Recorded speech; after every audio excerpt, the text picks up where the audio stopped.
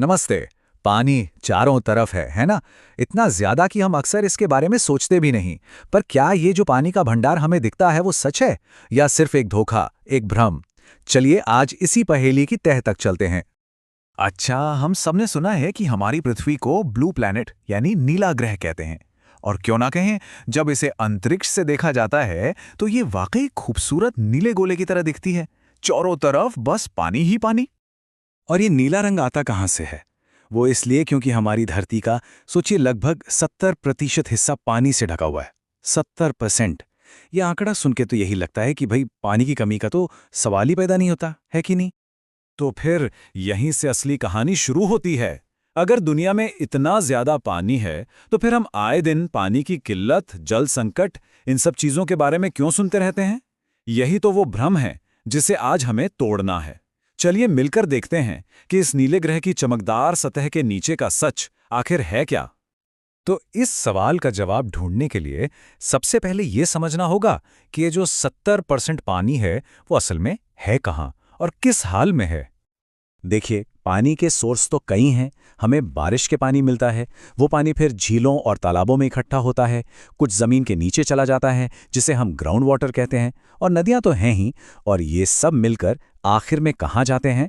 विशाल समुद्रों और महासागरों में। और इन सब में सबसे बड़ा, सबसे विशाल सोर्स है समंदर। जहां तक नजर जाए पानी ही पानी। ऐसा लगता है मानो ये तो कभी खत्म ही नहीं हो सकता। पर सवाल यह है कि क्या हम इस पानी का सीधे सीधे इस्तेमाल कर सकते हैं? इसका सीधा सा जवाब है नहीं। और वजह एक बहुत छोटी सी चीज़ है, नमक। समुद्र का पानी इतना खारा होता है कि उसे पिया ही नहीं जा सकता। हाँ, इसे साफ करने मतलब इसका नमक हटाने का प्रोसेस है, लेकिन वो इतना इतना ज़्यादा महंगा और मुश्किल है कि आम इस्तेमाल के लिए ठीक नहीं। तो सोच कर देखिए, पानी का सबसे बड़ा खजाना हमारे सामने है और हम उसे छू भी नहीं सकते।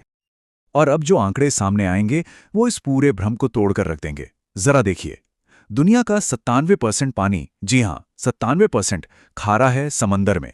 हमारे काम का मतलब पीने लायक ताज़ा पानी है सिर्फ 3%। पर रुकिए, कहानी और भी पेचीदा है। इस 3% में से भी ज्यादातर पानी या तो बर्फ बना हुआ है या जमीन के बहुत नीचे। जो पानी हमारी पहुंच में है, मतलब नदियों, झीलों में, वो पूरी धरती के पानी का सिर्फ 1% है। सोचिए, बस 1%। तो अब सवाल उठता है कि अगर ताज़ा पानी इतना ही कम है तो ये अब तक खत्म क्यों नहीं हो गया?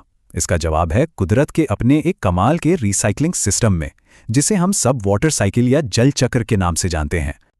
ये काम कैसे करता है? बहुत ही सिंपल है। सूरज की गर्मी से पानी भाप बनकर आसमान में उड़ जाता है।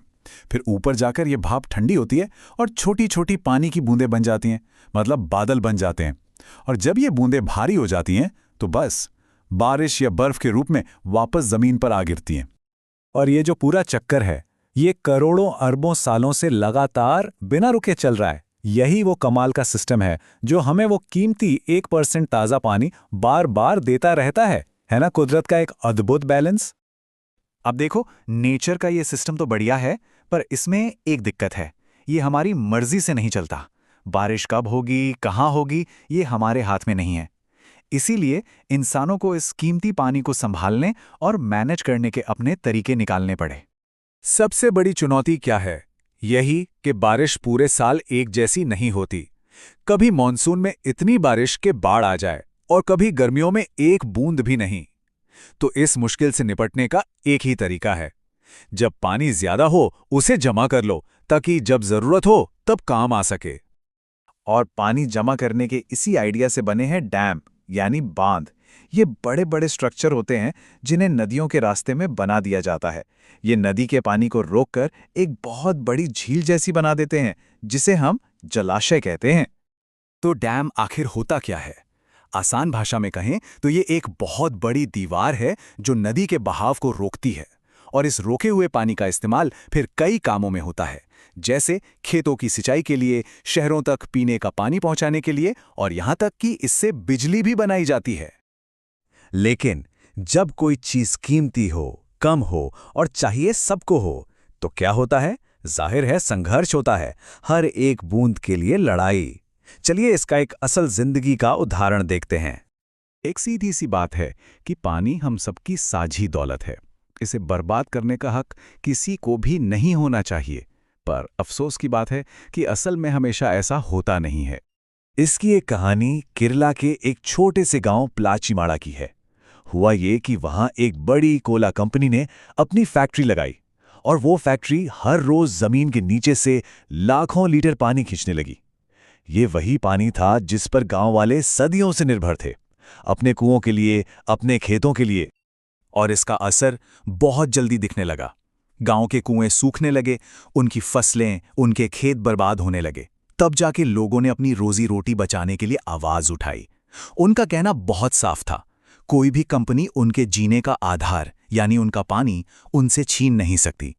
ये संघर्ष कई साल चला, पर गांव वाले पीछे नहीं हटे और आखिर में जीत उन्हीं की हुई। दिसंबर 2003 में उस कंपनी को वहां से पानी निकालने पर रोक लगा दी गई। प्लाचीमाड़ा की ये कहानी हमें एक बहुत बड़ी बात सिखाती है कि जब लोग अपने हक के लिए, अपने पानी के लिए एक साथ खड़े हो जाते हैं तो बदलाव जरूर आता है। तो प्लाचीमाड़ा की लड़ाई सिर्फ एक गांव की नहीं थी, ये पानी की कीमत समझने की लड़ाई थी। और सच कहूं तो ये लड़ाई हम सब अपने अपने घरों में हर रोज लड़ सकते हैं। जब हम ब्रश करते हुए नल बंद कर देते हैं या लीक होते पाइप को ठीक करा लेते हैं, ये सब उसी बड़ी लड़ाई का हिस्सा है। ये छोटे छोटे कदम ही मिलकर एक बहुत बड़ा फर्क पैदा करते हैं। तो ये थी पानी की कहानी, उस भ्रम से शुरू होकर जहां लगता है कि पानी बेशुमार है, उस सच्चाई तक जहां हर बूंद कीमती है। पानी हमारी साझी धरोहर है और इसे बचाना भी हम सब की साझी जिम्मेदारी है। तो आखिर में सवाल यही बचता है कि हम सब मिलकर इस अनमोल खजाने को आने वाली पीढ़ियों के लिए कैसे बचाएंगे। इस पर सोचने की जरूरत है।